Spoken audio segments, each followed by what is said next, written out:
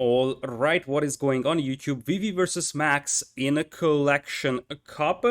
We're going to have a best of 5 over here in between the two players. You see the civilizations already alongside the maps. The first game is going to be Arabia, and I thought it's going to be Britons versus Vikings, but that's not the case.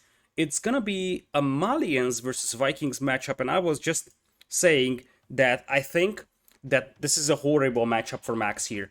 Vikings already have a much better economy than Malians do.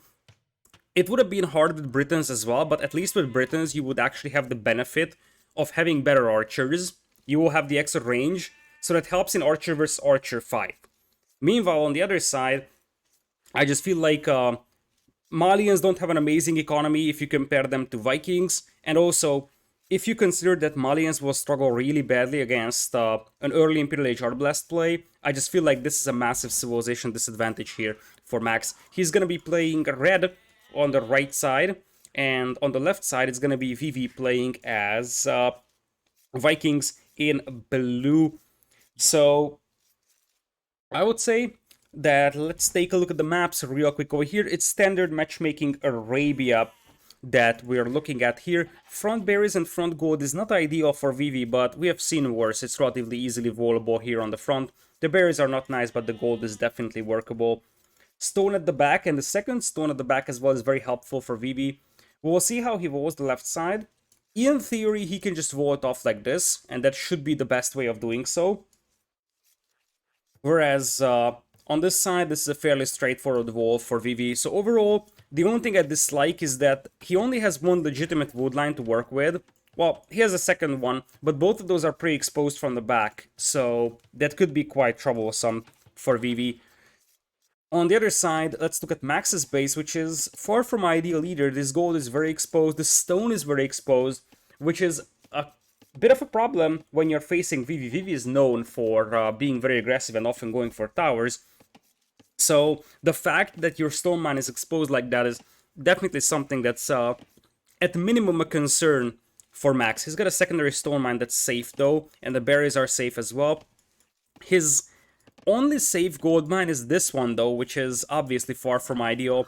A nice wood line at the back is always helpful, and he's got a lot of space to work with as well, but I kind of dislike how most of his gold mines are exposed in this one. So I think that Vivi still has a bit of a map advantage over here, especially if Max walls like this one, he might go for some small walls. His woodline is also going to be kind of exposed to archer play, because he went for lumber camp over here. He's 4 on wood, so I would assume we're going to see a Drush or a Man-at-Arms opening here from TheMax, and the answer has been given. It is going to be a premium Drush from Max. There's the barracks coming up. Vivi is going for some early walls, and we will see if Vivi actually tries to go for a Drush fast castle here, because it's very possible he will attempt to do that. It seems like he pushed in all of his huntables, which is a bit of an indication towards that. Or this might sound crazy, but maybe even a straight fast castle could work. It's risky, but the thing is that Max is not really known for going super aggressive with towers early on. So by the time Max realizes that his opponent is going for a straight fast castle, it might be too late, and Vivi could get away with an otherwise kind of greedy play. Let's see if Max is gonna find the goats here. He will, but Vivi's villager is around, so he's gonna get them back.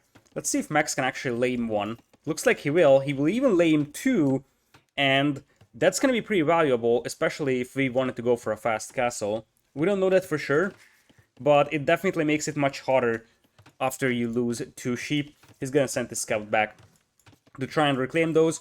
So for Max, in this scenario, you have to split them up, one in this way, one on that way, as the militia is already coming in. I don't think that Vivi has seen the barracks, but he probably does anticipate his opponent to maybe go for a Drush here. So let's see. Vivi, indeed, he has no idea about the barracks, but he's gonna spot the militias just now. It's only 2 militias from Max, although he could still mine the gold and pop out a third one.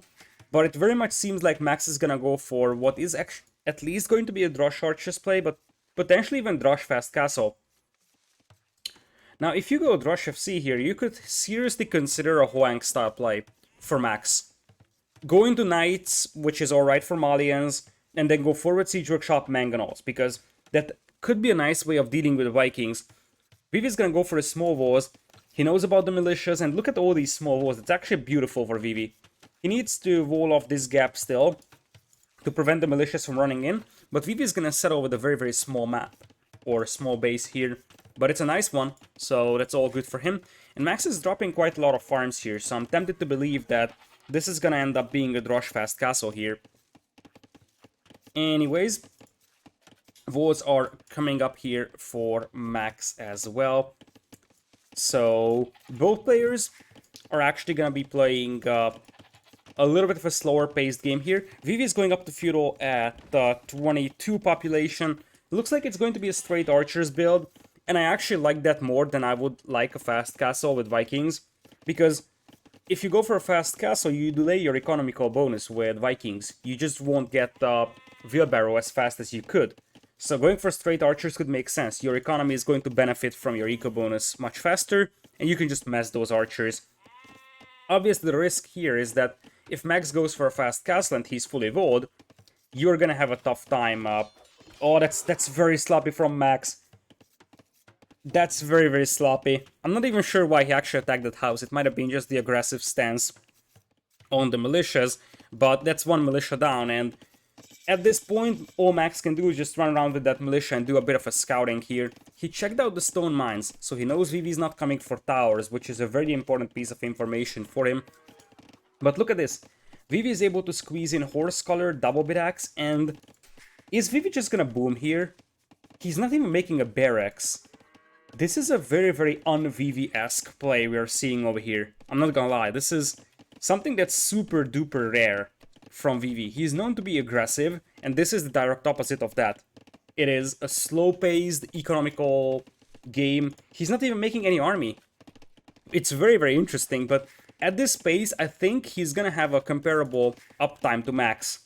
Because you see that if you look at Vivi's resources, he's already piling up the food he needs for Castle Age and sending those bills on gold. So I don't think Max is gonna be that much ahead in terms of Castle Age timing here. In fact, this could very well be a pretty even Castle Age time between the two players. Max is fully walled, so archers wouldn't do much anyways. But this is very, very interesting of a game so far. So far, there is only one kill in the entire game, and that was that militia that got killed by the town center.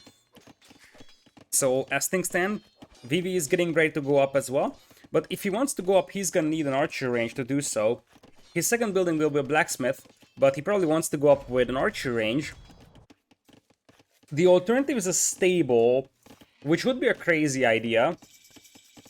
But if he goes for a couple of spearmen, then he could also do sort of a Huang style play. I wouldn't like that against Malians, but it would definitely be something that may catch Max off guard. It looks like Vivi is going for Market Blacksmith up, so he's playing this one super greedy.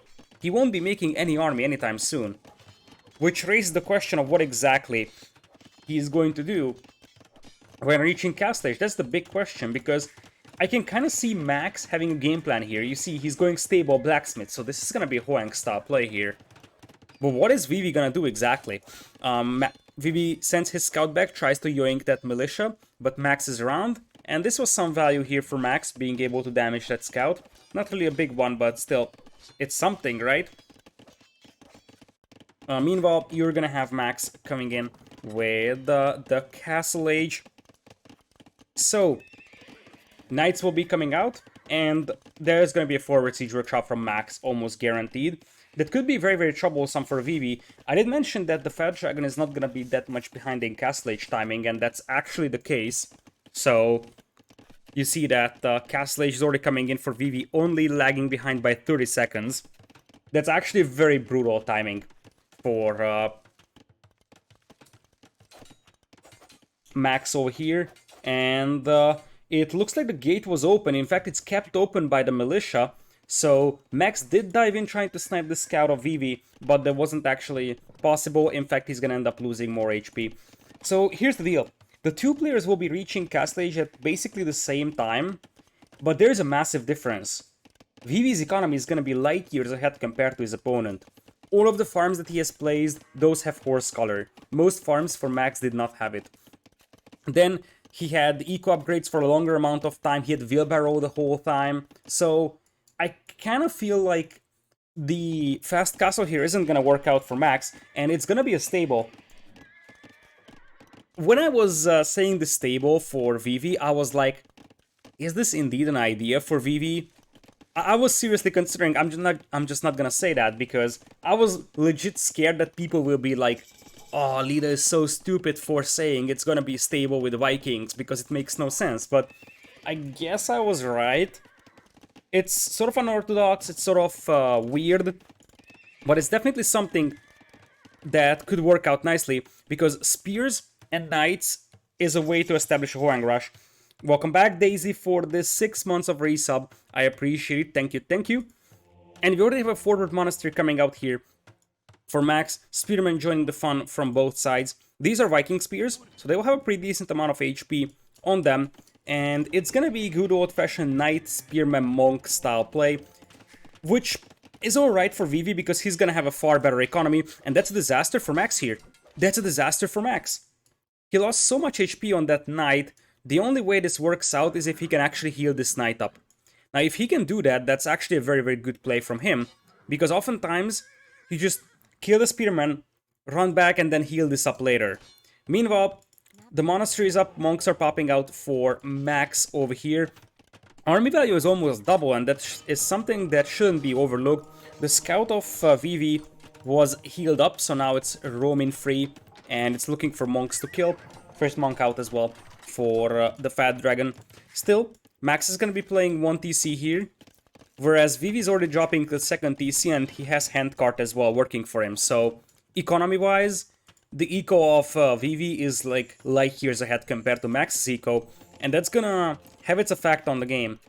The 2 TCs plus the fact that he already has Handcart is a very, very nice combination here, and I like how Vivi is picking up relics in these sort of idle moments. He's not getting attacked actively, so might as well pick up 1 or 2 relics, which seem to be favoring Vivi, by the way. All relics are basically closer to his base than to Max's one, so that's definitely something that helps Vivi here quite immensely. Here come the knights alongside the spearmen. 2 conversions could be had over here by Max, and that would be an absolute disaster for Vivi. In exchange, he's gonna convert a knight and then delete it to avoid it getting reconverted. Now the scouts are trying to come in to join the monks. Spearman will finish off the first one and the second one as well, so there was no monk snipe there at the end. Vivi tries another conversion, and that's going to be a failure for time being. But he's gonna end up losing a monk here. That was very, very awkward for Vivi over there. First of all, he lost the spearman to a conversion to Max, and then he just got his own monk poked down by spearman. Still, he already has a 7 villagers lead, but his opponent has gotten wheelbarrow, and he also has boso. So economies are getting closer, especially if Max has a second TC up as well. But Vivi is gonna have the eco lead for quite a while. Siege Workshop coming in, but nothing out of that just yet. As Max grabs Sanctity, so that his monks are a little bit sturdier and survive against the scouts a little longer. Vivi has had the TC number 3 already, so he seems to be always 1 step ahead compared to his opponent economically. Scouts are trying to dive in, yoink a monk, but the spearman got a hit out, so this one is already pretty damaged over there. And now Mangonels are coming from Max. Vivi is just now queuing up his first Mangonels. It's going to take some time until he actually is able to get them combat ready. Meanwhile, Vikings will not have redemption, so they can't just convert that Mangonel over here. Vivi's starting to send villagers to stone, which is, I think, the right thing to do. If you can get a defensive castle up around this area, you should be all good. Because from that point on, this push from Max is just destined to die, and you're just gonna have a much better economy than your opponent. Already 13 villagers lead. This is a super greedy play here for Vivi, but so far it's pretty much paying off because Max was only able to kill 2 villagers in this game. Nice ground attack there from Max. Vivi is going to keep that Mangonel alive though with some repairs. As a second Siege Workshop comes in here for Max, he's going for Redemption, something that you don't often see with Malians, but guess what, they do have it. And Redemption Monks could be very, very devastating here for Vivi. He has the better economy, but I feel like he went a little too greedy as he's going for a second barracks. Looks like it's gonna be a pikeman mangonel defense here, but if you have like 5 monks and 3 mangonels here for max, that's going to be pretty problematic for Vivi. 6 on stone already, but guess what? He's still very, very far away from a castle, and indeed, that is going to be an attempted delete trick here by Vivi against the monk, and he's now getting clapped. Wherever I look, he's just losing unit after unit. It's 11 kills to 4 deaths here. That was an absolutely beautiful last 20 seconds for Max. He managed to convert, or at least force a deletion on the mangonel before it gets converted, and he also kept his own monk alive. Vivi is just sort of having trouble with this hill, because he's always constantly forced to fight up hills. And that is a serious problem. Now, a bit of a mismicro here by Max, as he runs into a TC fire with the monk. Vivi's floating 1000 wood, by the way, so you can tell that he's sort of distracted in this one. Loses 2 more wheels beneath the town center, and things are starting to heat up here. There was a converted mangonel as well, so things are getting more and more problematic for Vivi here. He has 12 army, Max has 17, and he's got redemption monks to convert mangonels. Vivi now attacking into pikemen, but pikemen is not really a solution here, because you still can't do much against redemption monks or the mangonels. He's now sending a bunch of villagers on stone. At this point, I think Vivi is gonna have to acknowledge the fact that he's going to lose this town center and just avoid losing more economy behind this one. He would still have 2 TCs, just like Max, and he has a 14 villagers lead plus handcart. So if he doesn't lose any more vills, just runs away from here, he's gonna be all good, make a defensive cast around this area, and you're just gonna outboom your opponent. But if he keeps fighting this one, I think he's in the danger of losing more vills, and that's going to shrink that economical lead that he would otherwise have. And another mangonel pops out for Vivi, only to get converted by Max immediately. And you see, this is what I was referring to. Is this town center worth enough to justify losing villager after villager, trying to protect it? Same thing with these kamikaze pikemen strike. These are awful for Vivi. These are absolutely horrendous. What is he even doing? 23 kills to 14 deaths is actually not even representing the scenario appropriately, because so far I see Max steamrolling the army of Vivi here. Now, if Vivi can get a castle up, he's gonna be all good, and I think he's ready to do that. He's got the stone for it. Can he get a castle up? Big question marks on that. This is why I said that giving up on this castle or this TC temporarily is something that he could have done. Just give up on it, make a castle here, and you're still gonna be having a decent eco advantage. You can sit behind the castle, and you should be able to beat your opponent to Imperial eventually. That could have been a solution here by Vivi. Anyways, here comes another mangonel from the Fat Dragon. Monk is already out there for conversion. It ends up being 1 for 1. Vivi is super heavy on stone, but he still hasn't dropped his castle, as now that is what I call a ballsy move. I don't think that Vivi knows how good of a spot he's in, because Vivi feels desperate. This is a desperate move. Now, this castle is almost guaranteed to go up, because Max's army is slow moving and it's all here, but it would have been much easier to go for a defensive castle. It's such a Vivi thing to do, and I'm really feeling that this is a bit of a desperation move here. Now, he could easily afford a second castle, as Max actually runs into the TC Fair with what was usually a repair villager for him before. I still believe that Vivi needs to just surrender this TC, indeed fall behind, and get a defensive castle up. It could have been here replacing this house, and now the castle goes up, and suddenly Max is the one in trouble, because he's gonna lose 1 out of his 2 TCs. Now it's gonna be 4 for him, but it's not gonna be long-lived, for sure. Meanwhile, there is also gonna be a breach on the walls, and I feel like at the pace that Vivi is mining stone, as Max is going to commit against the pikemen with the knights, at the pace that Vivi is mining stone, I think there is gonna be a second castle drop here soon. This game is gonna be super duper chaotic. The pikemen are still holding off the knights for the time being, and in theory, Vivi has an economical lead. In reality, I think he's overcommitting protecting this TC, and I think it's a good thing that he lost that TC, because he finally will quit kamikazing villagers more to repair that, because he has been letting villager after villager die, just trying to get that repair done. Now, that's quite a significant amount of knights, and Vivi is open from the north. Meanwhile, Max is going to tower this stone man over here to prevent his opponent from mining his stone. A berserk pops out for Vivi to try and fight the Veils, and now the Veils will take down the tower. Behind this one, Max, however, jumps on the economy of Vivi. Vivi is gonna have to scramble for defense here. He's got the pikeman though with +1 attack, and the knights only have +1 attack and no bloodline, so this is not a fight that Max can take. Simultaneously, the villager is knocked down the tower over here, and Max is ready for a castle drop again. Meanwhile, while Max is distracted, he also runs into the pikeman here, and while a couple of conversions may occur, that's quite a lot of knights dead. Knights pop out as well for Max back at home to try and stop that castle, but the castle is going up. There's no way of stopping that, I believe, or is it? Is there a way to stop this? There's a couple of berserks around, but they don't have chieftains, so they're not particularly good against knights. In fact, they're borderline bad. Vivi, he kinda lost the majority of the villager lead that he has had, and he's still getting stunned by scorpions and knights here at the back of his base. So, as things stand, Max has 2 castles in his face, but in exchange, Vivi is the one that's completely surrounded within his own base by a huge amount of knights and siege weapons. There is even a converted berserk over here, only to get killed. Oh nope, it actually got converted back, just in time. Max in the meanwhile, mass migrating villagers to the new stones and golds, also picking up relics over here.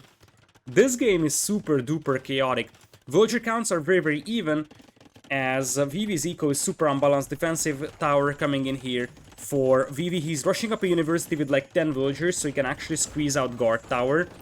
Guard tower is something that could have been a thing a long time ago. It might already be too late for Vivi, and this is what I was talking about. He was playing a super greedy game all around, just booming and booming and booming, and barely made any army. And it looks like Max might be able to punish that over here. Now these knights now have +2 defense and bloodline, so they are actually pretty tanky. The TC fire will do very little against them, and Vivi is down to 76 villagers. Now, keep in mind that behind this one, Max is about to lose quite a significant portion of his eco as well in the foreseeable future. And if Vivi can actually solidify the hold on his own base, he could still potentially climb back into this game economically. Another batch of villagers going for a mass migration for what could be a TC around this area, honestly. Currently, the villager KD is massively in the favor of Max, 32 to 12 only. As another mangonel pops out for Vivi, he's gonna take down the one from Max over here without any problems. This is definitely a really good game indeed. It's super chaotic, but that's why it's such an enjoyable game here. Still, the damage has been done by Max, and he's getting close to Imperial. If he gets to Imp, this game is absolutely over, because he's just gonna trap down these castles, and that's game over there.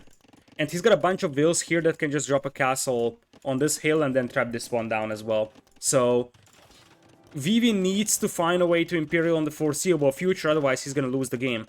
And if that game is lost, it's gonna be lost on the fact that he had just nothing to defend his eco with. In general, most of the fights that he took were absolutely awful. So, many casualties that did not result in any tangible gain for our blue player. 77 to 58 is the KD right now, but it has been a little bit more one-sided than that, I believe. So, all the key fights were basically won by Max, and things like this are not something that you can accept. Like, for example, 2 vills down is one thing, but 2 monks, a mangonel down, that's the type of thing that should not happen here. And Vivi's going for berserks, but I think he forgot about chieftains. I am almost certain that he forgot about it. He's probably like, hey, in Imperial Age, my berserks always clap cavalry, so I might as well go for them. But without chieftains, berserks are awful versus knights here. And this is gonna sound weird, but I think that this is a bit of a throw from Vivi. Because Malians should not be able to beat Vikings, especially with the extra economy that Vivi had throughout the game. He was ahead by like 20 villas at some point compared to Max, but he was never able to capitalize because he was just booming. And if he just surrenders this TC, goes for a defensive castle first, and walls this one off, this would have been a completely different scenario for him. But Vivi's defense here was pretty underwhelming, I must say. And now, with Max 115 away from Imperial Age, the traps will be coming out. And I just don't see how Vivi could keep those castles alive. The economies are still pretty close, so it's not like Vivi can just, you know, sit on his economical lead and hope that he can swing it back. Now, keep in mind that he's gonna focus very, very heavily on this castle age pressure. If he grabs chieftains on those berserks, it suddenly becomes a much more dangerous scenario for Max, because one thing that Max doesn't really have is a huge army. He's got a couple of Jberos, in fact, and he's making Jberos to deal with the Rams. The TC is on fire, and I think it is gonna go down. Some monks arrive on the battlefield for the Max over here, getting a couple of nice conversions, and the TC survives, it seems like. This is the end here for Vivi then. His entire push gets cleaned up here, and I definitely believe he forgot about chieftains. Overall, decision-making was absolutely horrendous for Vivi in this game. Like, overall, I don't like the game plan of just booming behind this one. Then this super aggressive castle drop, which in the end achieved very, very little, because by the time it arrived, the primary gold was pretty much consumed by Max anyways. And then overcommitting to try and defend this castle or TC over here instead of just letting that die, getting a defensive castle up, walling this one off with stone walls, and he could have been fine, sitting on his economical lead. Then missing chieftains is enormous. Like, without that, the knights would just annihilate your berserks, and that's exactly what we're seeing. I see archer armor coming in, so I wonder why. Are we gonna see crossbows or something like that? Arbalest could still save the day here for Vivi, but from this point on it's an uphill battle. I mean, quite literally it is. He's still flooding berserks, and there is still a bit of a hope because, as I said, one thing that Max doesn't really have is mobility. And another castle comes in here for Vivi. Now, that is a huge amount of monks over here that we have arriving on the battlefield. Still, without chieftains. These are awful fights for Vivi. I'm gonna be honest, this is an absolutely disastrous game from him. Like, the start was pretty decent, but ever since then, everything is just going haywire for him. Really, it's not just Max outplaying him, it's also about the fact that he's making crucial mistakes. Something that he can't afford to have, and I think it's gonna be just light cav for Max. He doesn't need it. For him, light cav will finish the game here because they will just run into the economy. It's a very, very cheap solution to just kill villagers. But realistically speaking, at this point, Vivi doesn't even have the army to stop free traps and free scorpions by itself. So you see that the base is just getting taken down at a quite rapid pace. And I think that the only thing that Max could do better is that he could have gotten rid of these castles a little bit faster already. Vivi is still nowhere close to Imperial. I don't even know if he's ever gonna get to Imperial in this game. And without Imperial, you're just not gonna have anything to stop the traps with. And if you lose the castles, you suddenly are limited to only Arbalest here. Which is still something that Malians could struggle against, but Malians might just flood you with light cavalry and just destroy your economy in exchange. And even better, Champ Scars. So, champions with 8 melee armor, now that's a decent answer to Arbalest. Obviously, it depends on how many champions you have versus how many Arbalests, but that's definitely a solution. We had an enormous battle over here with most of the berserks getting cleaned up. The Jberos actually perform really well against them, because while they're fragile, they outrun berserks, and they also do quite a lot of damage, so Jbero is a good decision here for Max. It's actually a very, very good decision, and I mean, Vivi is still trying to just pump out berserks, but look at the KD, 140 compared to 96. In the end, it becomes a stomp, but that stomp was completely fueled by the fact that Vivi made bad decision after bad decision, to be honest. So, he never really committed a lot to the army, as I said. It is very debatable if this forward castle was actually worth it compared to a defensive castle, and he was never able to capitalize on his economical lead because he just wasn't playing defensive enough, I believe. Now, Malian Redemption Monks is quite rare to see, but Max's execution here was pretty good, and he did what he had to destroy the economy of the Viking player, and that secures a rare Malian victory versus Vikings here. Not something that you see every day. Hey, Brain, welcome. Let's take a quick look at the stats, shall we? So, looking at the KD, as I said, this was better for Max the whole time. 28 converted, only lost 7 to conversions. That's much better as well. And you see that even at the end, the ecos were pretty close, despite the fact that Max had a much better eco in the second half of the game after he killed like 15 vills from Vivi. But you see the army numbers. They were just pretty much never really in good numbers for Vivi. And most of those were like pikemen. If you go back in time, Vivi was trying to defend with pure pikemen versus redemption monks and mangonels. He had his own mangonels as well, but that's not gonna be enough against redemption monks either. What else do we have? Let's take a look at the APM graph. It was pretty close. The two players are relatively close in terms of like pure skill. Decision making was a bigger part of this game. So it wasn't really about who is the faster player, it was about who's making the better decisions. And that is something that Max has done in this game. Let's add a score to Max over here. And he's gonna be losing Malians. And Vikings will be gone for Vivi. I am 90% sure that we are going for Nomad here. In fact, I'm like 99% sure to be precise. It is one of Vivi's favorite home maps. It's something that's very different from Arabia as well. But it looks like we're in the 1% region, so I was wrong with my assumption. It's going to be Serengeti in a civilization matchup that's even crazier than what I thought. When I looked at Serengeti, I was like, Berbers Indians could make sense. But I'm really confused on the game plan now for the Max. Because with Malians gone, he won't be able to use it on Nomad, where I assumed that he would. So it's probably going to be Persians for Nomad, but then Four Lakes is a big question mark for Max. Acropolis is a big question mark, especially because in terms of civilizations, we do have Britons versus Goths on Serengeti. That's a Civ matchup that you never see, basically. And the thing is that I initially assumed Berbers to be a very good Civ pick here, because Serengeti is a mobility-based map. It's very open, very aggressive. You need to control a lot of resources as well, because the gold are scattered across the entire map. So usually you see fast civilizations, Magyars, Huns, Franks being used.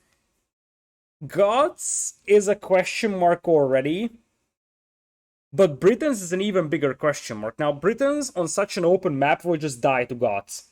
So, well, obviously, Britons are gonna have champions to deal with Goths in theory. The map is so open that Goths will just steamroll you. If they ever get to the chance to flood a couple of Huskars out, then you're gonna have no chance because the map is so open.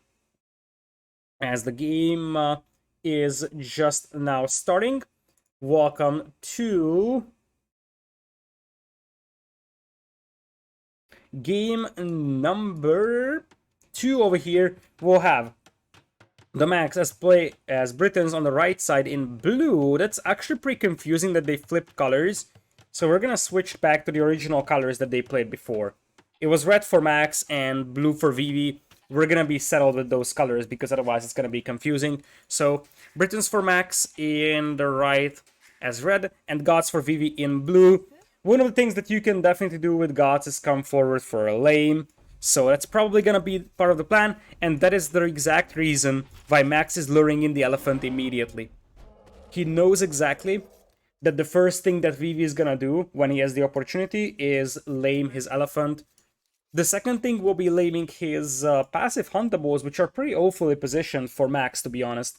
This is a very, very easy patch of Zebra to lame, and the villager of Vivi is already coming in.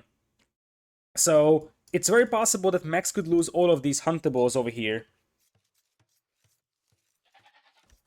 And indeed, Vivi is coming in here, immediately starts shooting at the huntables.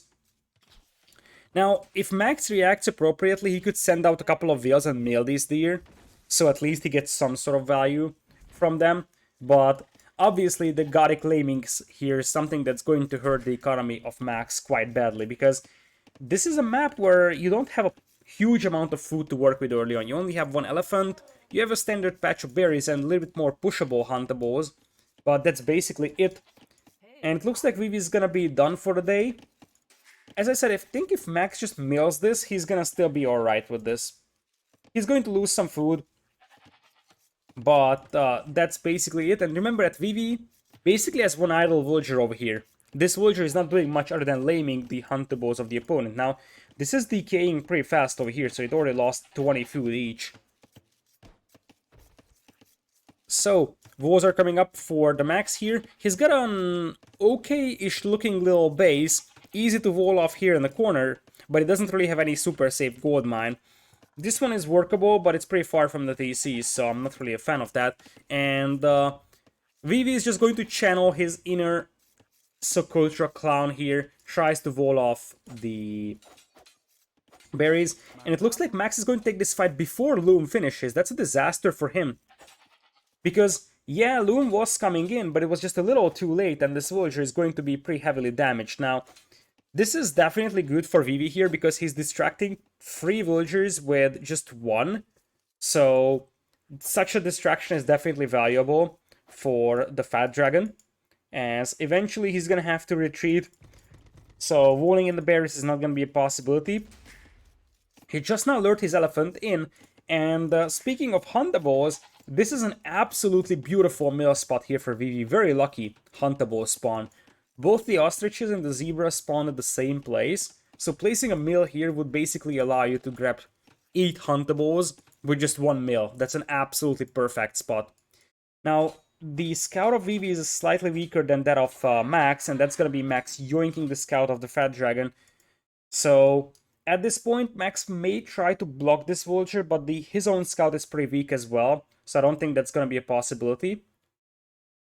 Because if he tries to block, Vivi's just gonna hit that scout, and at the end, it looks like losing the scout is what's gonna happen for Vivi. Not ideal, but we have seen worse. We have seen way worse, and indeed Vivi's gonna go for the huntables here. Shorefish is also here, that's totally true, but you don't want to place the mill here because that's too far out from the huntables. Now, Max is going to send both of his veils back at the end, and basically Dark Age is going to be concluded with Max pretty much losing the majority of the food on his huntables. So I think that this was still a more efficient start for Vivi after all.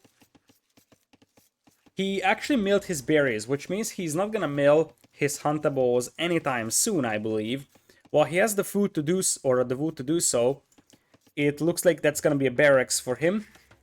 And let's see if we are seeing men-at-arms opening, maybe? There's no way.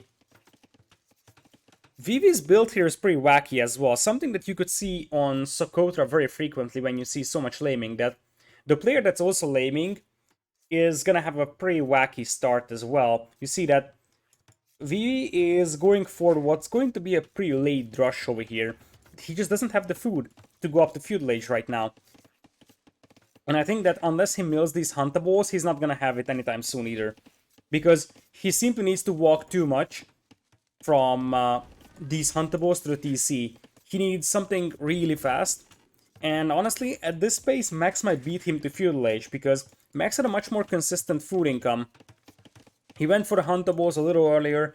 I also liked how Max actually used the villagers that he was using previously to chase the villager of Vivi.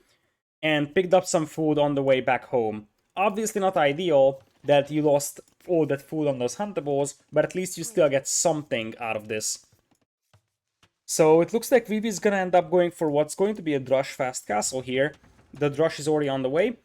Max is walling himself off, but you always gotta be careful with these Serengeti woodlands because it's pretty easy to leave a whole militia out as well.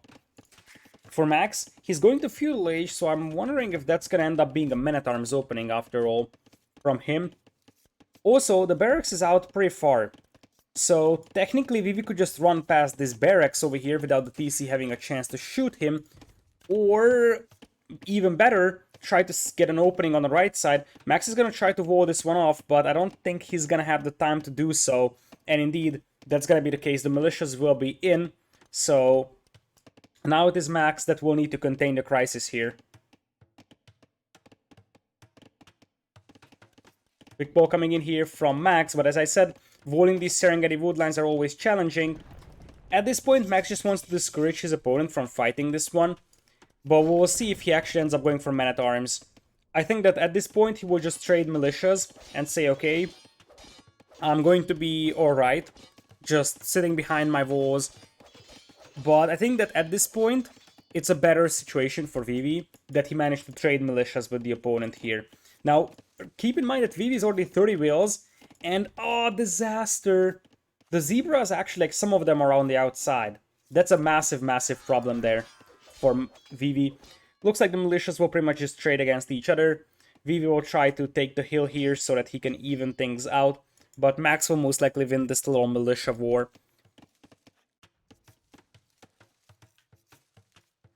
So, Feudal Age on the way for the Fat Dragon. We're gonna have him opening up the walls so that the zebras can walk back in. It is debatable if he's gonna have the food to click up to Castle Age straight away, though. I just don't think that he will. We'll have to see if he can actually squeeze it in somehow. He might be able to, because there's still some huntables around here. Meanwhile, towers are coming up for Max here. Not something unprecedented. He realized that his opponent is going up to Castle Age. So, might as well try to go for towers before he's able to click up. Because one of the better ways to stop a fast castle build, especially if it's this slow, because it's a very slow fast castle, 32 wheels is definitely to be considered slow. Stopping that by towers is definitely a possibility, especially when your opponent has such an exposed gold mine, which is the case for Vivi. Vivi is almost up to feudal, so he might be able to go for a counter tower here. But with archers around, this is going to be a pretty tough situation to deal with for Vivi. He's going for stone. I'm not sure if this is just as a reaction to the towers because he wants to go for counter towers, or he would have gone for stone anyways, in an effort to just get castle straight away when he reaches Castle Age. Looks like he's going to delay his Castle Age a little bit here and just go for the eco upgrades. He's gonna lose the first villager of the game. He's really trying to force this tower up, but as I said, being this delayed on a tower is definitely not ideal. He still gets it up, and that's what matters for him right now. But there's fletching on Max's tower, which means that it's a lot more powerful in a tower versus tower fight than the one from Vivi. Vivi in exchange could pull up a couple of wheels to rush this one down, but keep in mind that Max has archers inside, so he's gonna have to be careful. There's a stable out, so a couple of scouts will pop out for Vivi, something that Max does not know about, I believe, but he will soon find it out. Indeed, he now sees the stable. That's probably the reason why we didn't have Vivi click up. He wants to pop out a couple of scouts to defend, as he's gonna rush this tower down. The other tower should still be able to deny the gold mine of Vivi here, though, as once we have 3 scouts out, I believe that Vivi is gonna pop them out and try to fight this one. He might actually try to save the gate even, because doesn't want that gate to go down to the villagers and militias, but it looks like he's gonna end up waiting a little bit longer. Also goes for fletching on his tower, so he can actually range the villagers that will be repairing from the behind. And the big difference between the two towers here will be that Max's tower has archers in it, which means that he doesn't have to use his villagers inside to garrison, he can just sit back and repair, although that's a villager that from Max over there, thanks to the fact that Vivi actually grabbed Fletching himself. Still, this is what I was referring to. You have a repair villager behind, and you have archers inside, so you can always, always, always keep shooting with a full stack tower. Compared to Vivi, who has to pop out the villas in some cases, repair, and then go back. The scouts will be heading towards Max's base, but Max is fully walled, so these will not achieve anything. The counterattack is just going to be a failure here for Vivi. Vivi, by the way, doesn't have any gold income right now, which is disturbing at minimum, as, yeah, there is no hole there. It may have seemed like there was one, but that's not actually the case. So, tower versus counter tower coming in here, as Vivi is gonna drop another tower here, but this achieves very little currently. One thing that it could do is prevent a tower from Max over here and secure this gold mine. That is the best thing that this tower can do. Still, Vivi is the player that has absolutely no gold income, and he's still trying to get inside the opponent's base with the scout. I feel like it would have been just slightly better to just try to clean this one up with the scouts, to be honest. Behind this one, Max is sitting on quite a big pile of gold. He has a decent amount of food income, huge amount of farms, all without horse color. The good news for Vivi here in such an extended feudal age is that he's got horse color, so his economy is going to be slightly more efficient. At the end, Max has killed 2 villagers in this game so far. Vivi has only killed 1, but I think this is going to be a sandwich. The scouts will pop from this side, and the reinforcements will come in as well. They will try to intercept the archers and the villagers before the spearmen could actually join the fight. It's only 2 spearmen, so you could be tempted to jump this with 6 scouts, honestly. Especially if you take down the villas, that's the value there. And Max had his army mispositioned, so that's the vill down, that's the archers down. And with the spearmen going down, this forward is gonna get cleaned up over here. And I think that this is gonna be a success for Vivi after all.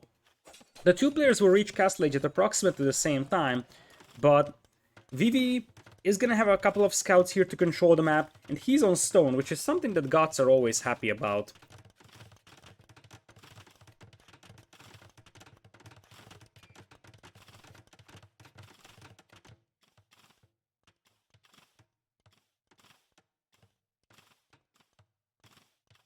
So, for the time being, this is the only tower that stays up, but eventually Vivi is gonna jump on it as well.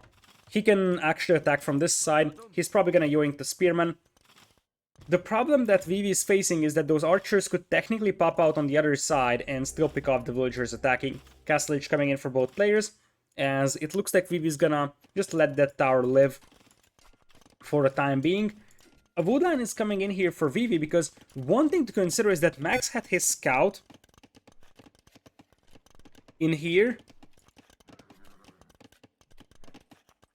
for the whole time. And look at Max's vision. This is big. 2 wood lines out here, but Max knows exactly that Vivi's only wood line at the back is this one, and he should know that it's consumed by now. And that is probably the reason why he's keeping his archers around. He knows exactly that these wood lines will soon be a target, and with this tower denying half of this wood line, it's actually going to be even more problematic for Vivi to keep control over any kind of wood. It's going to be archers from Max, but that's where things will get a little bit more problematic for him. It's going to be a castle drop from Max. Max wants a castle drop here with the stone that he has. And Vivi is going to have his own castle as well. Now, if Vivi finds those forward villas, he could easily detect, react to this one, or even just snipe those villas, although it looks like he lost the majority of his scouts to spearmen, and it looks like Max is going to sneak these villagers away. What happened to the other scouts? I think they got killed by spearmen around here. Like, most of them were lurking around here. I think the spearmen just popped out, they killed him, that's it. Defensive castle coming up for Vivi, but a castle here would be an absolute beauty, indeed. Because, yeah, this castle is going up. That's a nice castle from Max, or for Vivi, to clean this tower up. Nice thing. But this castle from Max is an absolute beauty. This is the one that would deny both of the gold mines here, with Vivi having no chance to stop that, and it looks like he's gonna try to rush up a castle here, but there is escalating problems. Archers denying this villager, and you see that with the crossbowman upgrade coming in, I don't think that this castle is going up for Vivi. But even if it does, Max's castle is gonna be up faster, and we could actually get into a petard race. Because this is gonna be a petard race in that case. A knight pops out for Vivi, the two castles head to head, both of them will go up, I think. Because at this point, Vivi needs to pull everything he has to get this castle up, otherwise the game is over. And the castle does go up. Now, Vivi is down by 10 villagers here, so... And he's making Huskars, that's a bad decision.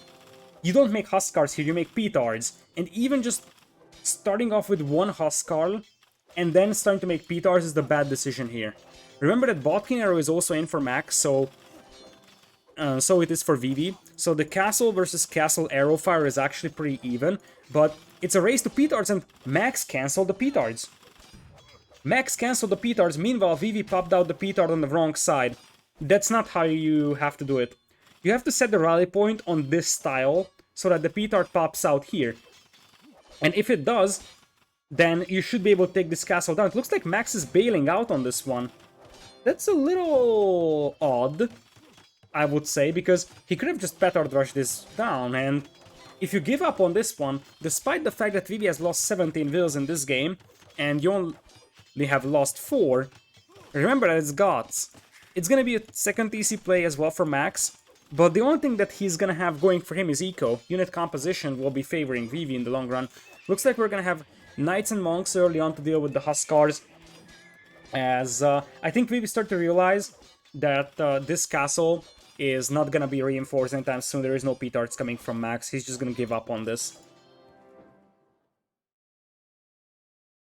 Max will need to go for a knight's defense, by the way, because the monks will be too slow to keep pace with the Huskars that will be just running around and trying to look for an overchop on a wood line like this one.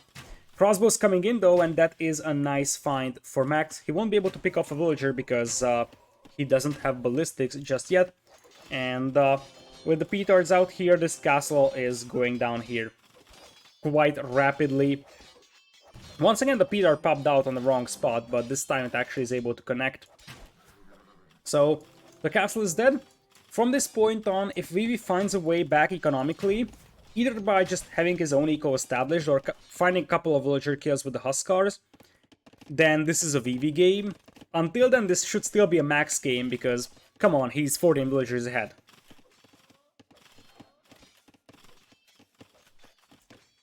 This definitely is a very, very chaotic series so far, and every single game is pretty competitive, but it seems like Max is having a slightly better day compared to Vivi so far. The castle is gonna end up dying.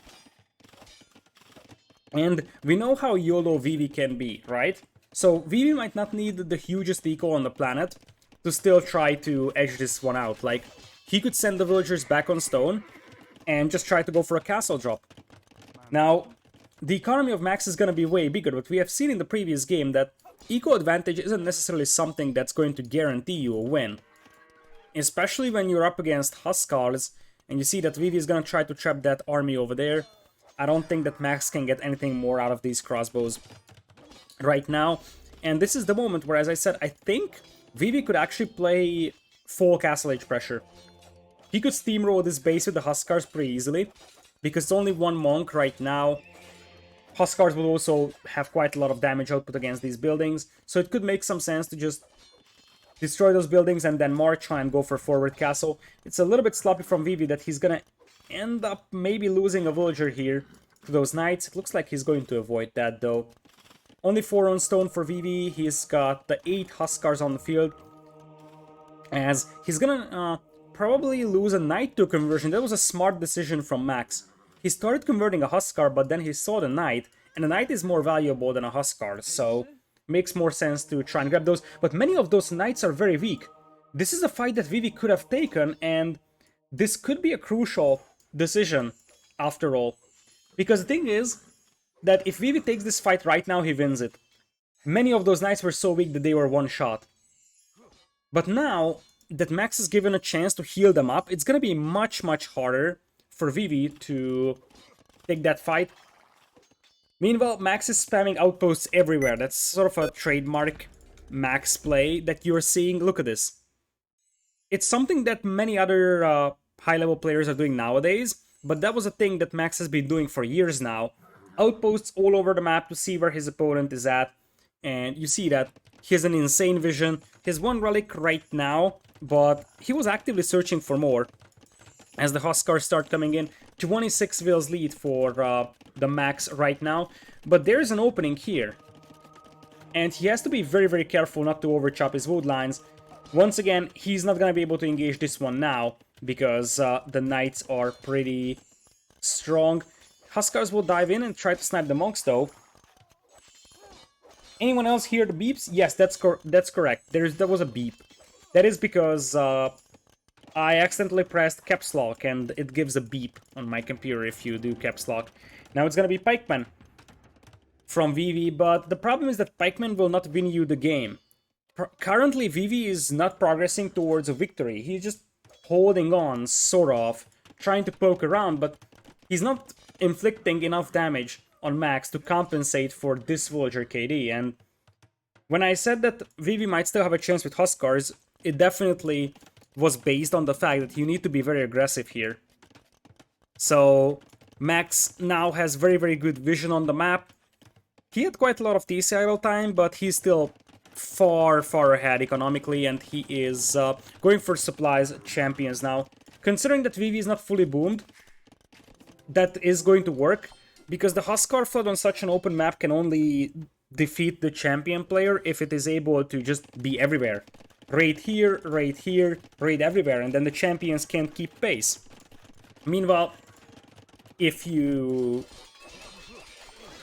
don't have the economy to spam Huskars, then you're just not gonna have a chance to deal with champions. Or, well, for now it's gonna be longswords, but in the foreseeable future we'll see champions for the Max over here. Forward Siege Workshop coming in, that's gonna be a big no-no as the Knights are out.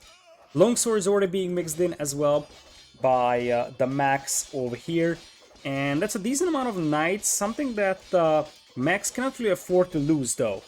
That's something to consider. You don't want to lose all those Knighterinos here. Especially to the Pikemen. The Pikemen have pretty decent upgrades here, and while Max is sure enough taking the hill, I'm still not confident about this fight for him. Still, I think he just wants to pop out the longswords at the back of this army. Like, there's a monk here, the crossbows in this choke point will try to focus down the pikemen, as Anarchy is coming in just now for Vivi. Behind this one, small things like this crossbowman denying this stone mine are going well for Max as well. And I feel like now, with the economical advantage he has, it's just a matter of time. Because it's gonna be Imperial Age soon, and honestly, he might also be just alright with Britain Arbs and Imp. Because he's gonna have Arb and Bracer and Chemistry, whereas his opponent is just gonna have the Castle Age defense upgrades. So even that might be enough for longbows. Longbows that have more damage than crossbows. But I think Champions is gonna be more than satisfactory over here for the Max. I would be surprised if Vivi didn't tap out when he sees Max in Imperial. Max is playing really strong nowadays. Especially in this set, he has been looking pretty sharp. It wasn't always perfectly clear from him, especially this game. That castle drop was a little wacky. But Max definitely has some better games over here. And that's a good thing once again for the AoE scene, because Max felt kinda rusty the last, like, 12 months or so. This time it's Vivi who is feeling kinda rusty over here, running into the longswords with the pikemen. The Huskars are coming in, and this is exactly the way back into the game for Vivi. The problem is that the game is too far gone now. Like, if he somehow manages to kill 40 Vills here with the Huskars, it might still do the trick, and truth being told, Max is gonna have to be careful here not to lose a huge amount of Vills, but I think his eco advantage is big enough to ensure that even if he loses a couple of Vills, he's gonna be alright, and the longswords are relentlessly pushing forward with what is going to end up being a forward castle eventually from Max. The Huskars here are getting cleaned up, but in the middle, Vivi is winning this fight. The problem for Vivi, as I said, is that his economy is still nowhere close to that of Max, and you see that Max will eventually just win by sheer numbers. So soon enough, Vivi's army is not going to be able to match up against Max, especially when Max reaches Imperial. From that point on, I think that Vivi's got no chance. He's nowhere close to Imp. Max is already pulling the Veils, and this would be an excellent spot for a castle to trap this castle down, as 200 Swordsman and Blast Furnace is coming in. Vivi still has a decent amount of Huskars. As I said, his only shot is that he can somehow raid his way back into the game. But I don't think that he can take a fight here. 13 Knights and 18 Longswords versus what is 25 Huskars. That's not enough. That's not enough over here. And indeed, Vivi taps out. Max is up 2 games over here in what could be an upset, to be honest. Because, as I said, recently, Max has been much weaker than Vivi in tournaments. So, Vivi, in fact, had some very, very good runs recently. And it is a good sight to see for Max that he is winning 2-0 now, and it moves it into match point, only to move to Nomad. Now, Max is not really the traditional 1v1 Nomad player, but he's very, very active in Nomad team games, which means that he's still pretty decent in Nomad overall. You see the snowball effect. It was the thing that Max was 3 TCs and Vivi was 1 TC the whole time, and that's why there's such a big eco discrepancy between the two. KD's was also better for Max over here, and with that, he's gonna take over the game. Vivi is gonna need the power of Nomad here to turn this around, because Nomad can often yield somewhat unbalanced maps in the favor of someone that can help quite a bit for either player. And also, as I said, Vivi is a known Nomad player. We're going to see Spanish here from Vivi, that's almost guaranteed. That's his favorite civilization overall. That's his best Nomad civ as well, most likely. Alternative could be something like Berbers, because I think Hans is reserved for 4 lakes. But probably Berbers goes for Acropolis, Hans goes for 4 lakes, and then Nomad is going to be Spanish. Whereas on the other side, this is going to be a Persian's pick, most likely, from Max in this one. Or, now that I think about it, how would we feel about the Mongols pick for Nomad? Remember that Persians could still be perfectly fine on 4 lakes in case, you know, Max ends up losing this. The reason why I'm thinking Mongols is because chances are Vivi wants to play with Conquistadors. And if that's the case, I could justify Max playing early Mangodai with Mongols on Nomad and sort of just using Mangodai versus Conquistador. It would be a little bit awkward, but I can see that working.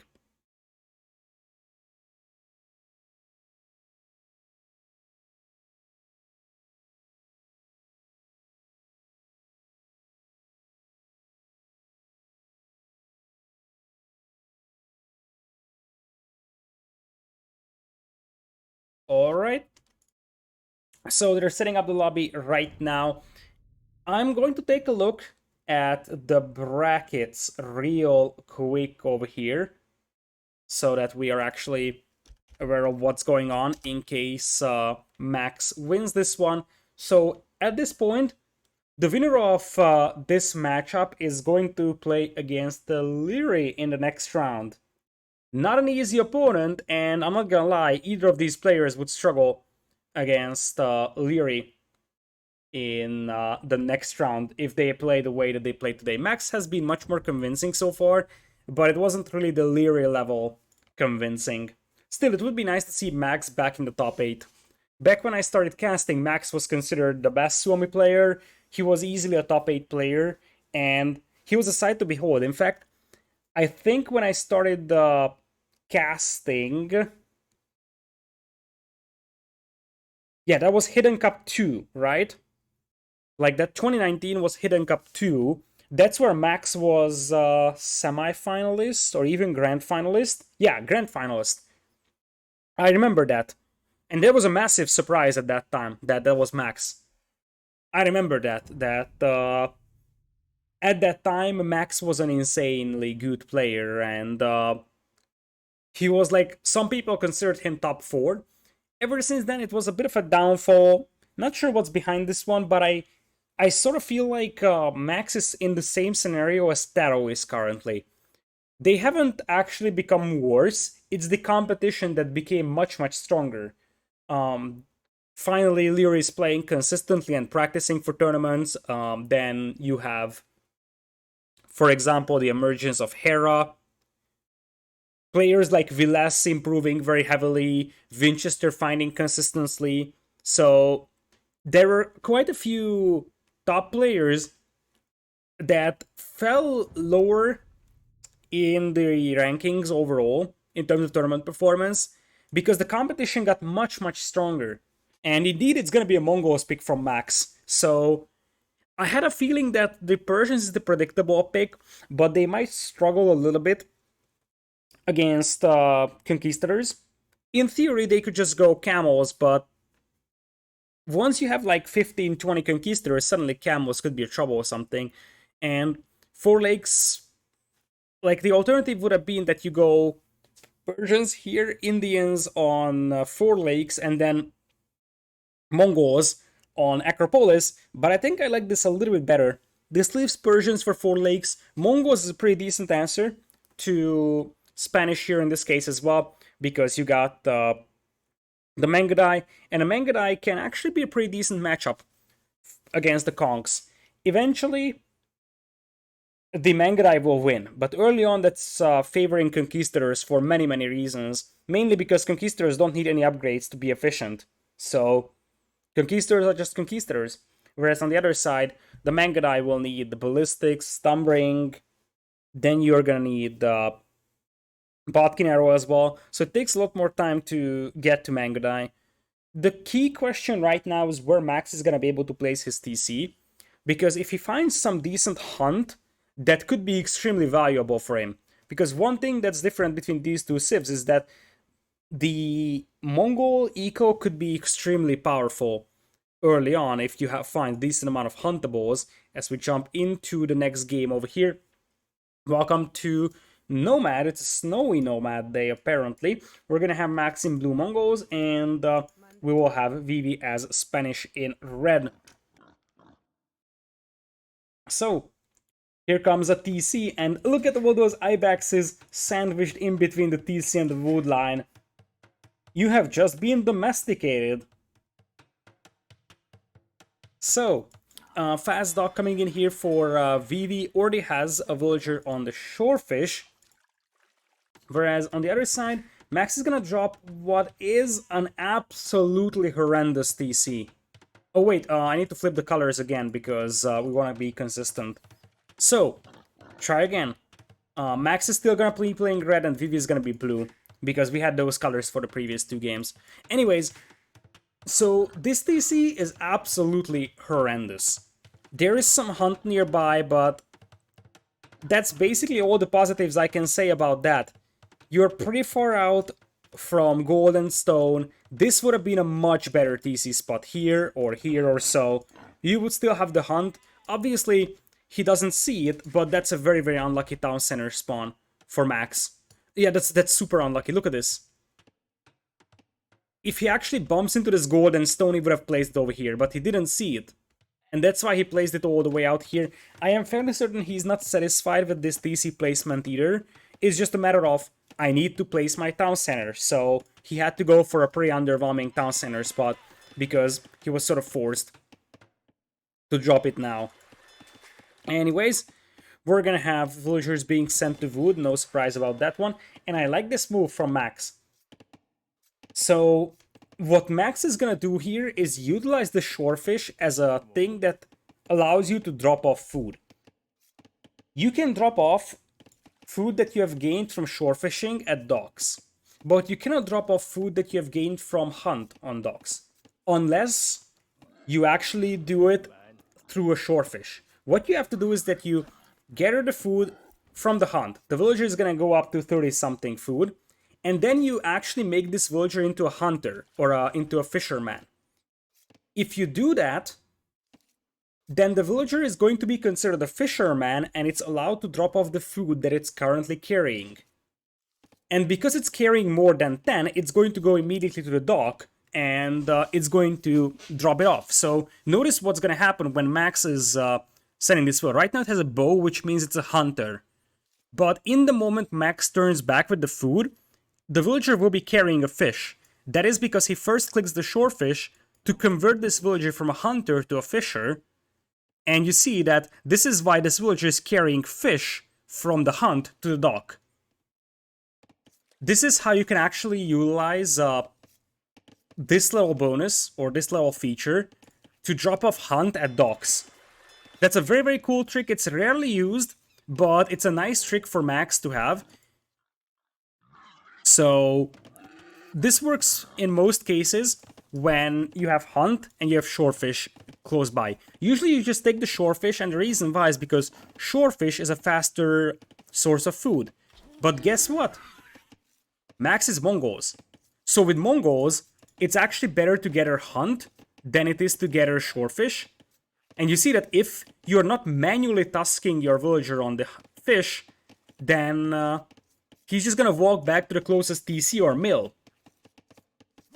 So that is why Max has to manually do this. This is the problem with this one, that you actually have to babysit your villagers doing this. Still, Max has already lured in 2 boars, and he has a 3rd one over here, plus some hunt. As I said, Mongol's economy is gonna be crazy here, and that's boar number 4 that he's finding already. He's gonna have an insane food income here. And while obviously his TC spot is absolutely horrendous, I have to say that the presence of 4 boars is definitely something that makes life easier for Max, and that's a very unlucky spot to kill that boar at. Meanwhile, for Vivi, let's talk about him. He also seems to be pretty content with the spot that he has chosen. Kind of similar things, not so close gold for him. He's closer to stone, which definitely helps, and he's got quite a lot of boars to work with. But neither of the players have an ideal TC spot. Now, Vivi actually went all the way up to 5 fishing ships, whereas Max only has 4. So currently the 2 players are relatively even in economy, but as I said, with Mongols faster gathering from huntables, that's going to play dividends in the next couple of minutes. It's so beautiful to see this villager carrying fish away from hunt. You see that the reason why this works is because the villager has more food on it than 10. A fisherman can carry 10 food, a hunter can carry 35. So if you gather more than 10 food, and then you task this villager on shorefish, then it's going to consider like a full-handed villager, and it's going to drop off the food immediately. Looks like Max is now going to end up just going for berries here. It works with berries as well, by the way. So if you send this villager on berries, then this villager is also gonna drop off the food immediately. It's not something that's necessary though, obviously, because there's a mill around here. And yeah, that's because the game does not distinguish between different types of food. Or at least it does, but once the villager is carrying it, there is no distinguishing. So this is why you can drop off food from hunt as fish. Alright, that's a very, very feels good mining camp indeed. On the gold, that's actually a perfect mining camp on this gold. And it's also pretty close to the stone. It's a very, very good mining camp here for Max, who's actually later to feudal than his opponent is. Vivi seems like he is still gonna try attempting a fast castle here, but that's mostly gonna be fueled by fishing economy. So he's really heavy on fish, whereas his opponent, TheMax, is well, he's also committing quite a lot, but he's running out of fish close to his dock, whereas Vivi already placed the second dock in this corner to make this one more efficient.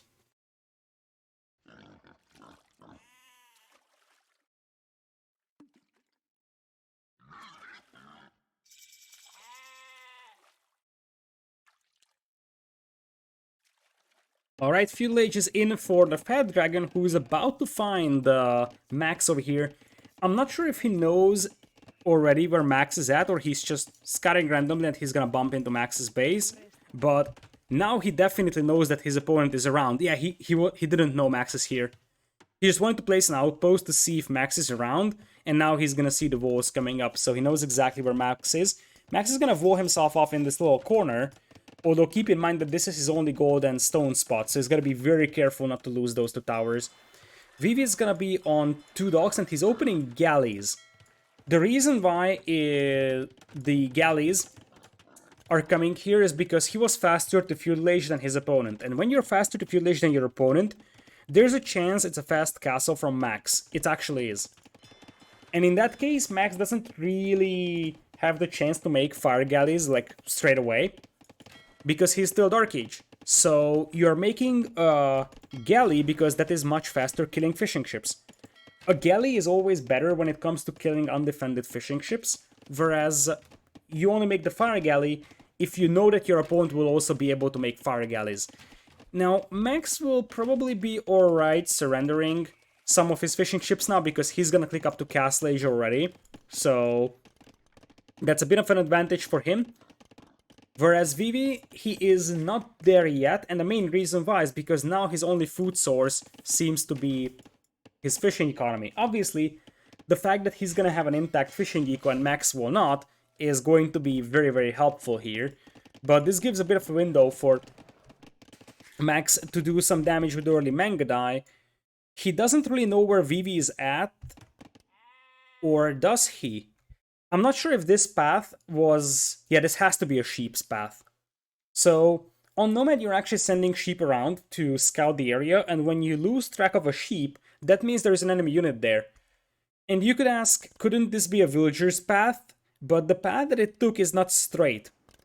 It could only be a villager's path if it was a straight path, because that's what you start with. A villager going straight towards a place where you want to place a TC at. So it's very likely this is a sheep's path, and that means that sheep being lost here means that the VV is around this area, and Max is gonna go for the super YOLO castle drop. He's gonna see the lumber camp. He doesn't know about the TC just yet, but he will soon figure it out. The problem that he's facing is that Vivi is gonna pull the boys, and that castle drop is gonna be spoiled. Vivi making a barracks. Oh, I like this from Max. Look at this. He's pulling 2 wheels and distracting Vivi, and then pulling the other 8 to potentially castle drop the wood line here. Now he knows about the TC. I think he wants a castle here. That would be the best castle spot. Vivi... what? A tower? A tower? Why? That's gonna be a disaster. That's an absolute disaster here for Max. He could have gotten a castle instead.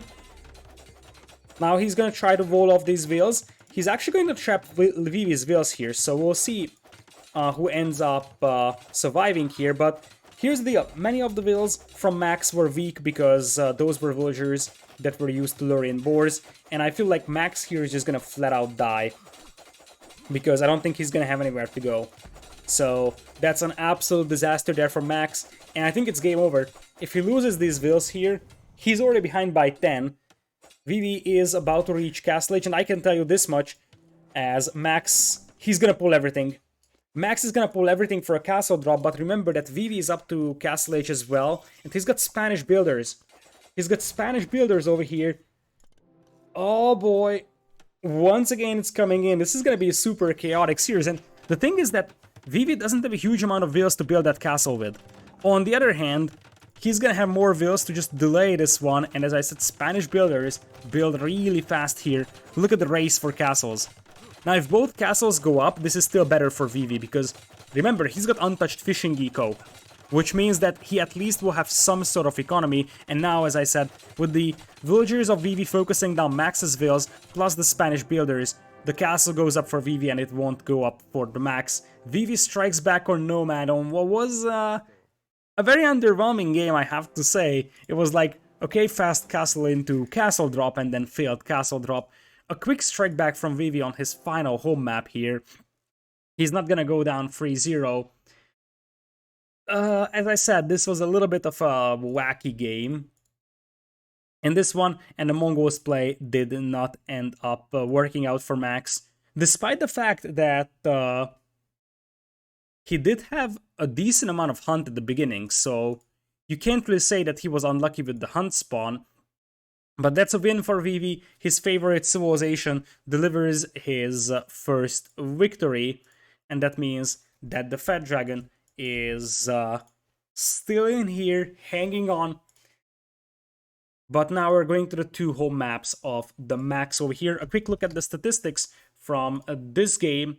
We're gonna have slightly better eco from Vivi. Most of that comes from food, and that is because of the fishing eco. Whereas APM wise, you see that the APM graph is not even super tight because this was a short game here. But anyways, we're going back to the lobby over here, and we're gonna have to wait once again until the next game starts. 2-1 is the scoreline in favor of Max over here. We do have Huns Berbers versus Persians, Indians remaining on the two home maps of TheMax, Four Lakes and Acropolis. Four Lakes is now gonna be probably Huns Persians, and then Acropolis ends up being Indians versus Berbers. We'll see which map Max is gonna go for. I have a feeling it's gonna be Four Lakes because that might be slightly better for him at the beginning. And indeed, he's the one hosting the lobby, and that's going to be the map he's gonna choose. After this set, there is gonna be another set, which is gonna be Yo versus Dogao. It's gonna be from Recorded Games, but we will be casting that right after this one.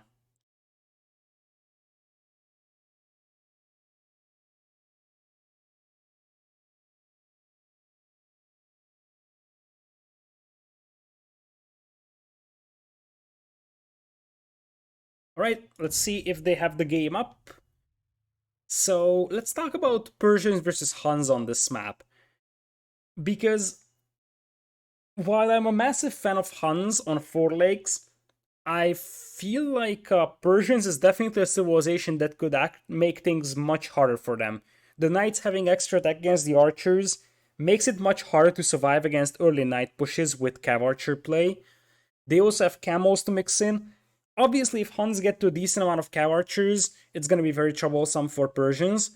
But the thing is that before the cav archer numbers grow high and before the upgrades are in, there is definitely a window for Persians to just overrun the opponent with knights. And they should also have the better economy, most likely. So, both players are ready, and we should have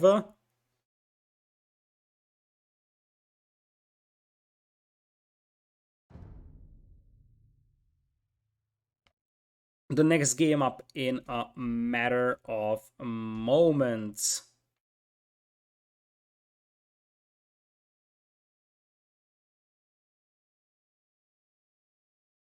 So, Collection Cup, by the way, is $2,500 prize pool hosted by Spanish caster Locoser, and we get all the high-level players in it. So, it's a very stacked tournament in terms of talent. You got Hera, Doubt, ACCM, Winchester, Vilas, Viper, MBL, Taro, Yo, Dogao, Leary, Max is in as well as you see, Vivi. So it's a very stacked tournament.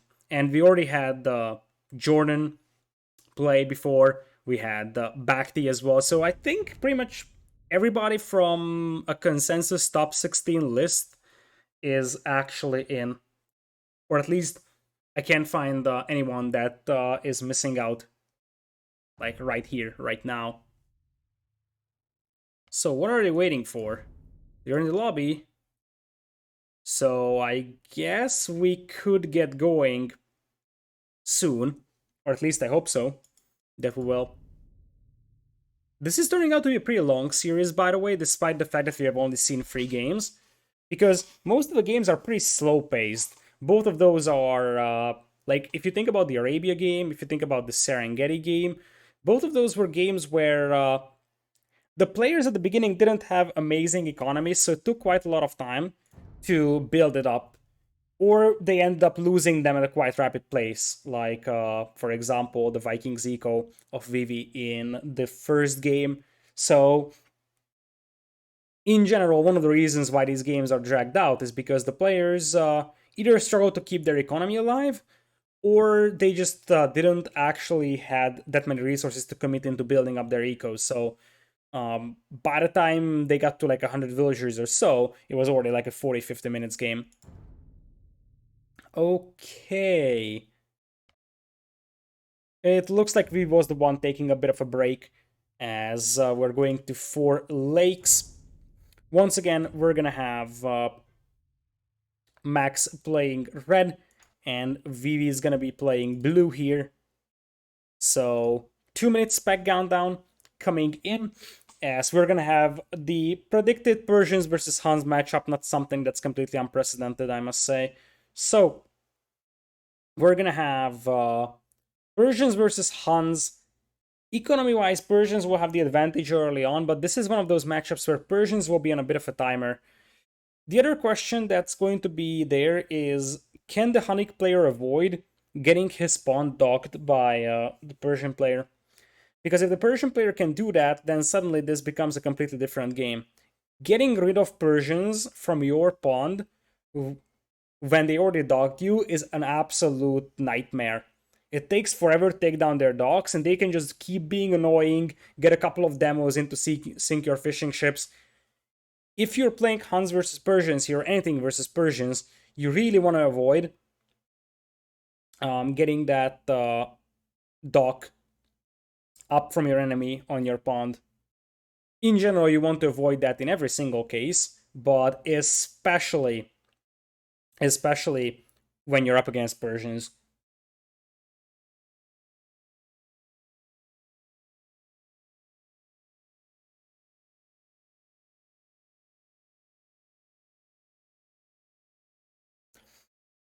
Alrighty, right. So, we are jumping into the next game over here. Max versus Vivi coming in on 4 lakes, also known as Cross, a map that used to be a long-time tournament map, only to be implemented into the ranked map pool rotation with the release of Definitive Edition. So, please welcome on the left side of the map, we're gonna have Vivi playing as Blue Huns, and on the right side, it's gonna be Max in red as well. I think these were the colors that we were using before. So let's take a look at the maps of the players real quick, and the first thing I'm noticing is that Max has a very open map here. He only has one reasonable wood line to work with, and while his gold and stones and even the berries are fairly safe at the back of his TC, I'm really not the fan of this base layout for him.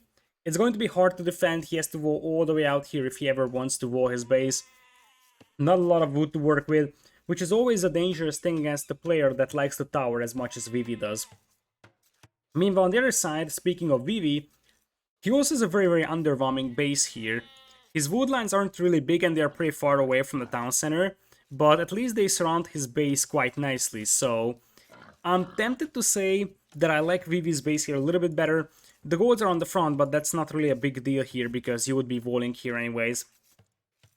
So the interesting thing here is going to be that both players are sort of in between 2 pawns, so they technically have the option to choose their starting pawn to work with. It's most likely going to be this one for Vivi because that's the closest, and for Max it's probably going to be this one, but technically Max could choose this one as well, in case he feels like, hey, I might try to hide my fishing eco from the opponent a little bit more here. So there could be some mind games involved in that, but it looks like Max is gonna go for the standard closer pond over here, and Vivi is probably gonna do the exact same. We'll see about that in a matter of moments. First, he's gonna lure in the boar because with Huns, obviously you don't have the wood to drop a dock as early as Persians are able to. He also pushed in some deer, so early food eco-wise, that's gonna be a nice advantage for the Fat Dragon.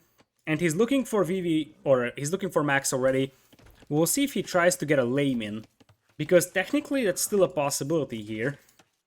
Dock almost up for Max in this one. Whereas on the other side, Vivi is just now going to send out the villager for a dock, and he's also going to go for the closest pond. So, as things stand, since you don't really have anything else to do with your scout, you might as well just push in some deer to start off with, as the first board is just now coming in. For Max, I think that in this civilization matchup, the Persian player definitely wants to sneak a dock up on the opponent, whereas the Hunnic player will probably just try to protect that and just go scouts into cav archers eventually. So when you're playing Huns in this scenario, I think you kind of have to ensure that your opponent cannot sneak a dock up on you. And a best way to do this would be to wall this one off. That would be a pretty nice one from Vivi, but I don't think that he's gonna do that. He's not really a big waller, so I don't think that he's going to think about preemptively walling that to prevent a dock drop. Speaking of dock drops, now Vivi is going to scout the dock of Max over here, so he knows exactly where to go if he wants to sneak a dock up on his opponent.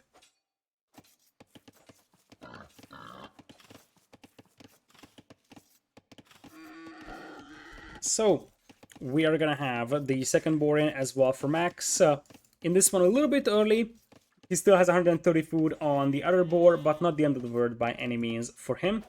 Looks like this scout is gonna be poking around here a little bit, but it's not really something that can do an awful lot of damage. It does 1 per hit, so it takes forever to take down this power side wall. Max, as you see, he's just completely ignoring it. This thing is not doing any damage here. So, as things stand, Vivi is gonna go for a very fast feudal here, grabs Loom, but I don't think he's gonna have the food to click up just yet. He's gonna have to queue up some more vills. He tried to go for a fast feudal here, but this is gonna be really close at minimum. Yeah, he needs to queue up 1 more vill. He only had 2 fishing ships at the beginning, so his food income wasn't that great at the beginning, and indeed, Max is gonna beat him to feudal age a little bit. Scout Scuffle coming in here with 1 HP advantage for Vivi. It looks like he landed a downhill shot at some point, so the 2 players will just disengage, but Vivi has the HP advantage in theory. A fast second dock is coming in for Max, and we will see if this is actually on this pond. So he just wants to boom, or he wants to sneak a villager around and try to attack the pond of Vivi. Looks like Max is gonna play a slower paced game here, just focus on his economy, and he's going to colonize this pond over here. Whereas for Vivi, he has different plans. He's the one that wants to sneak a villager around and try to get a dock up here. Now that the scouts are both heavily damaged, the villagers can easily run across the map without fearing that they're gonna get picked off by a feudal age scout. If this was a full HP scout, reaching feudal age, this would be a dead villager. But now that it's weak, it's actually not going to be able to stop the vill, but it definitely notices the villager. And that's important for Max, because the first thing that Max is gonna have to do to prevent a dock there is make a galley. Just notice that Max has seen the villager. First thing that he's gonna do in feudal is queue up a galley here, if he can afford that. Hello? Nope, he's not gonna do it. He's just gonna have a villager being pulled here. Even better. He's even going to try to wall that villager out. Now, this is something I really like from Vivi here, though. This is the type of walling that I like when you're afraid of being dock dropped by the opponent. If this is going to secure the docks of Vivi, and that allows him to focus on land, something that Huns prefer to do in this scenario. Now, I'm not a big fan of not making galley here for Max, though. Because, well, sure enough, a villager should be able to stop this, but if Vivi finds a way to quick wall this villager, then there is absolutely no way that Max can stop a dock here.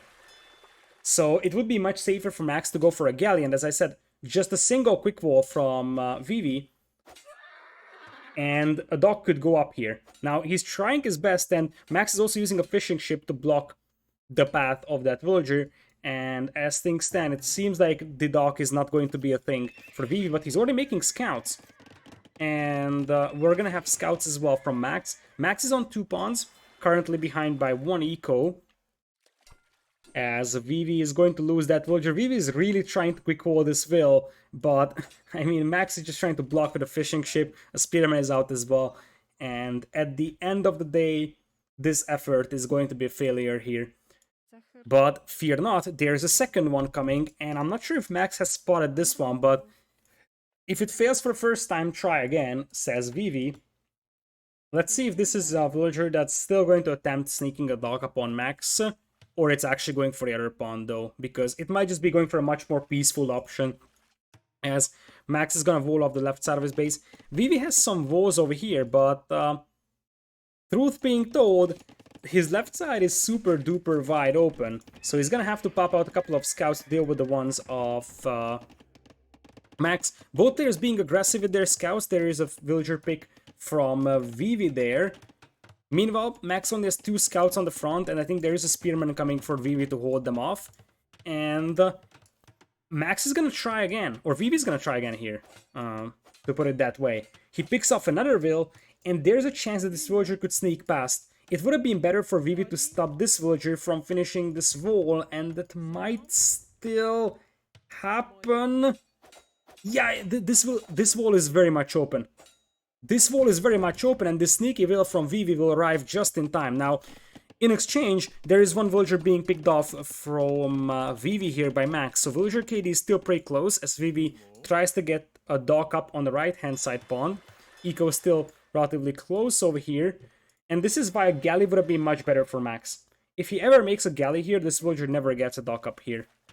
Now, however, there is scouts coming in from both sides, as Max is a little bit inactive with those, forced to defend against the ones of Vivi.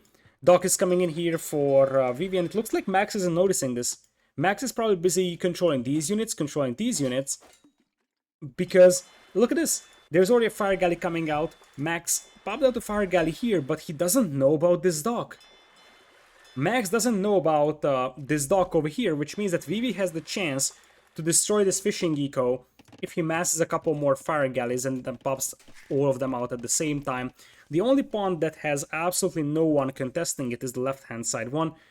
Meanwhile, second dock coming in here for Vivi, and Max still has not reacted to the docks of Vivi on his pawn, and this is looking better and better for the Fat Dragon, honestly. Vivi is going for bloodlines, and he's also piling up resources for Castle Age, and there is no bloodlines right now for Vivi. In fact, he's got 0 upgrades. Max is gonna go super heavy on the scouts, and this is where things could get problematic for Vivi. Bloodlines and +1/+1 scouts could be very devastating here. For now, Vivi is gonna see that there is bloodlines on them, so he should also work towards grabbing that, as his fire galley pops out on the right side, but it's gonna be destroyed by the fire galley of Max over here. Another one is about to pop out. Meanwhile though, Max's fishing eco here is going to get annihilated, and all of these quick wall foundations from Vivi, this is not intentional from Vivi.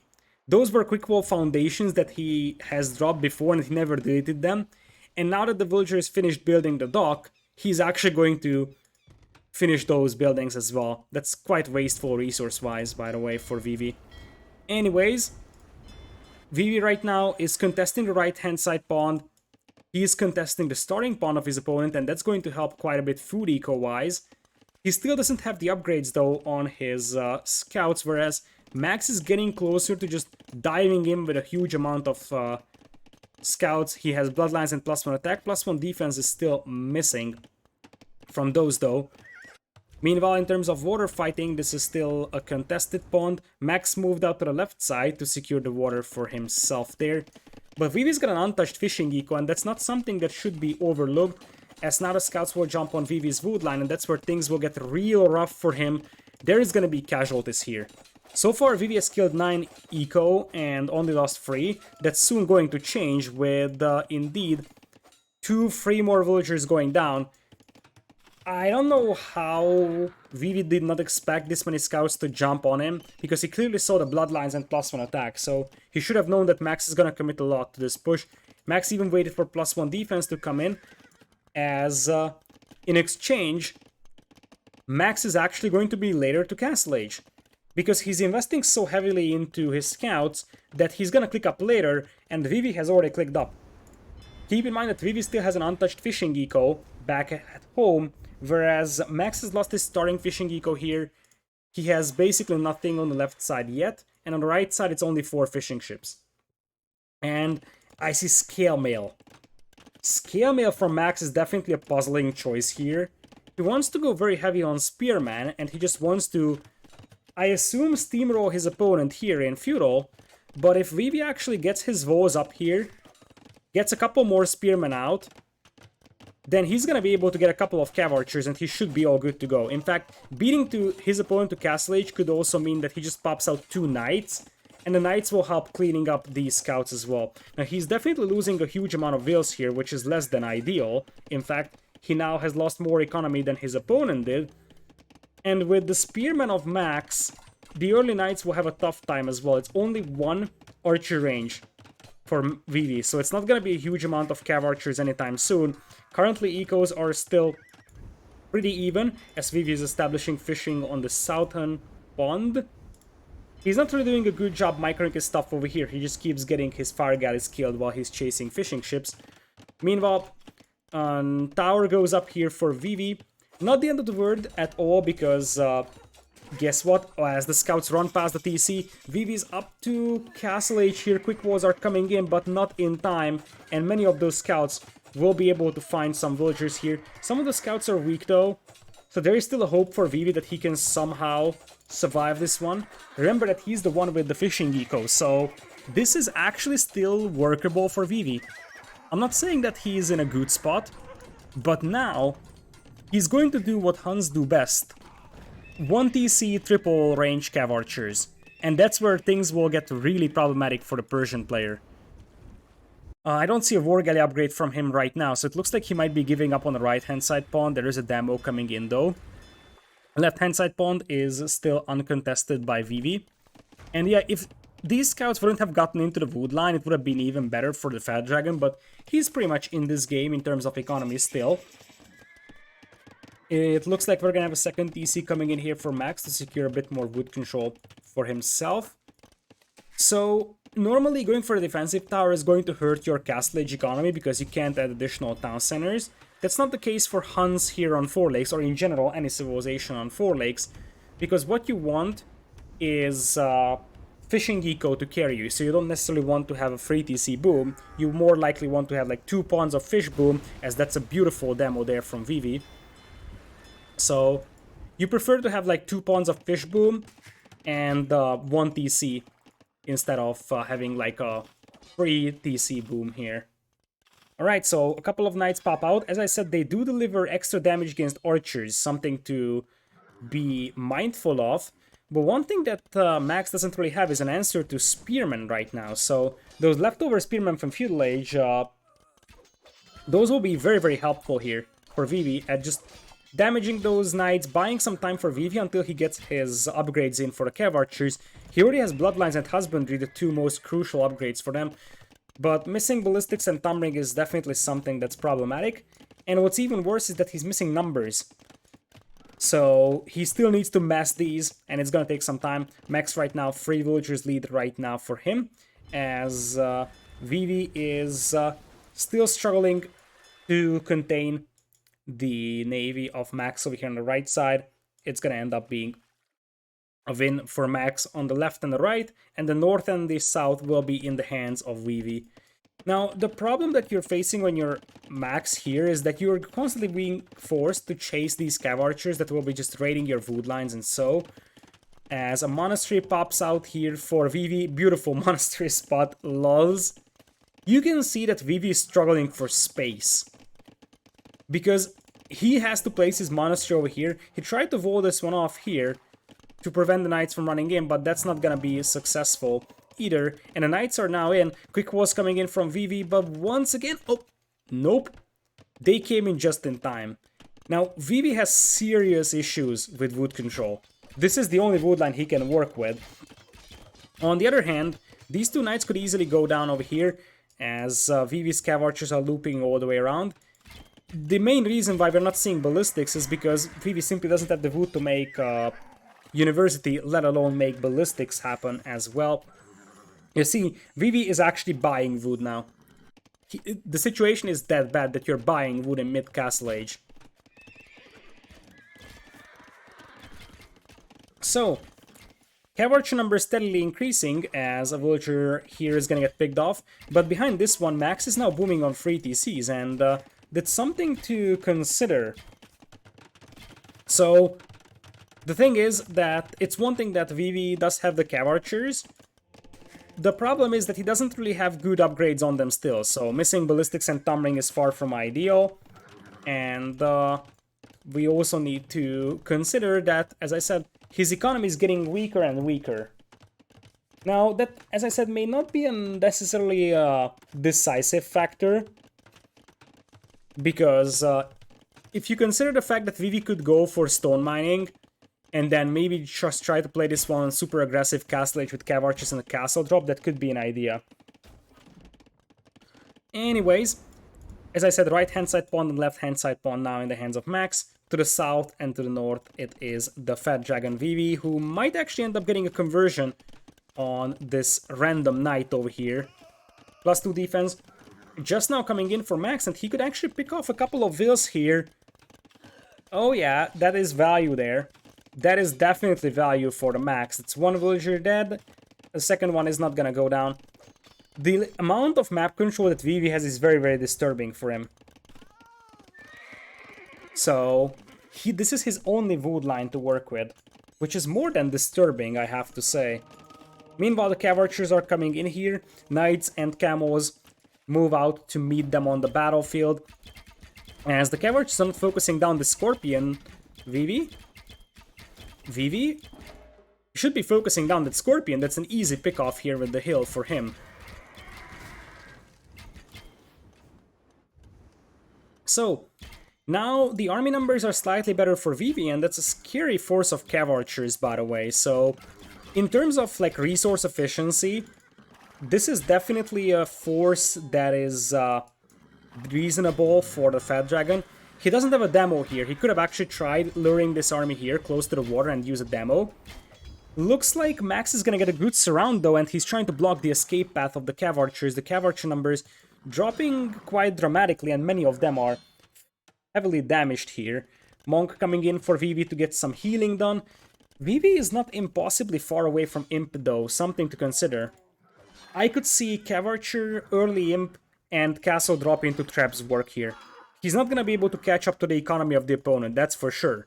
But he might be able to just use Imperial Age to his advantage and seal the deal before the eco advantage of his opponent starts becoming a factor. Nice micro here by Vivi, by the way. Takes down the Mangonel and the Monks with the Knights and the Cav Archers.